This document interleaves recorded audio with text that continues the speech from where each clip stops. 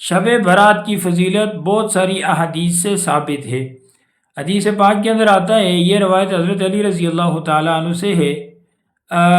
امام بیہقی رحمۃ اللہ تعالیٰ علیہ نے اس روایت کو شعب الایمان کے اندر نقل کیا ہے، اور ابن ماجہ نے بھی اس روایت کو نقل کیا ہے کہ آپ صلی اللہ علیہ وسلم نے فرمایا کہ جب 15 شعبان کی رات ہو تو اس میں قیام کرو اور اس کے دن میں روزہ رکھو، وصوموا نہارہا، اور دن کا روزہ رکھو۔ جب 15 شعبان کی رات ہوتی ہے تو اللہ رب العزت آسمانی دنیا پہ تشریف لاتے ہیں اور آواز دیتے ہیں کہ ہے تم میں سے کوئی مجھ سے مغفرت طلب کرنے والا کہ میں اس کی بخشش کروں؟ ہے کوئی مجھ سے رزق مانگنے والا کہ میں اس کو رزق دوں؟ ہے کوئی کسی مصیبت کے اندر مبتلا میں اس کو عافیت دوں؟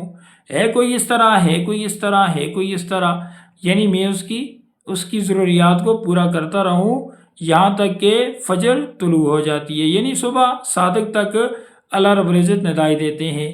تو کس طرح تشریف لاتے ہیں؟ کما یلیق بشانی ہی، جس طرح اللہ تعالیٰ کی شان کو لائق ہو۔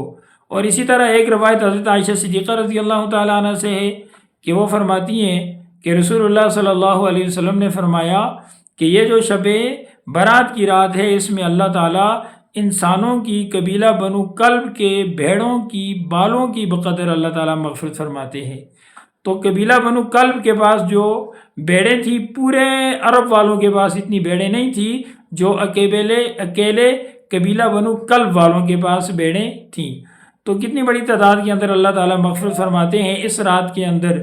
تو اس رات کے اندر کچھ ایسے کم بخت قسم کے لوگ بھی ہیں کہ جو محروم رہتے ہیں، ان میں سے یعنی اللہ تعالیٰ کی ذات و صفات میں شرک کرنے والا مشرک آدمی کی اللہ تعالیٰ اس رات میں مغفرت نہیں فرماتے، اور اسی طریقے سے کینہ پرور کی، بغض نفرت کرنے والے انسان کی اللہ تعالیٰ مغفرت نہیں فرماتے، قاطع الطریق ڈاکو کی اللہ تعالیٰ مغفرت نہیں فرماتے، اور اسی طرح اللہ تعالیٰ قطع رحمی کرنے والے کی مغفرت نہیں فرماتے، اللہ تعالیٰ والدین کے نافرمان کی مغفرت نہیں فرماتے۔ جو عمل رسول اللہ صلی اللہ علیہ وسلم سے جس درجہ کے اندر ثابت ہو اس درجہ کے اندر کرنا بہتر ہے۔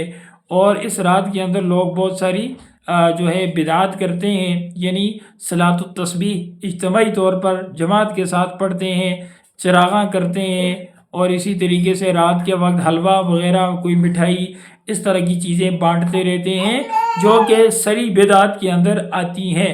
اس رات کے اندر آدمی کو نوافل پڑھنے چاہیے، اللہ رب العزت سے استغفار کرنا چاہیے، قرآن مجید کی تلاوت کرنی چاہیے، اور اسی طریقے سے انفرادی طور پر صلاۃ التسبیح پڑھنی چاہیے، استغفار کرنا چاہیے، رسول اللہ صلی اللہ علیہ وسلم کے اوپر درود پاک بھیجنا چاہیے۔ تو یہ ایسے اعمال ہیں جو اس رات کے اندر انسان کو کرنے چاہیے۔ باقی بدعات، خرافات، رسم و رواج سے انسان کو بچنا چاہیے۔ اللہ تعالی ہمیں اس رات کی قدر کرنے کی توفیق عطا فرمائے۔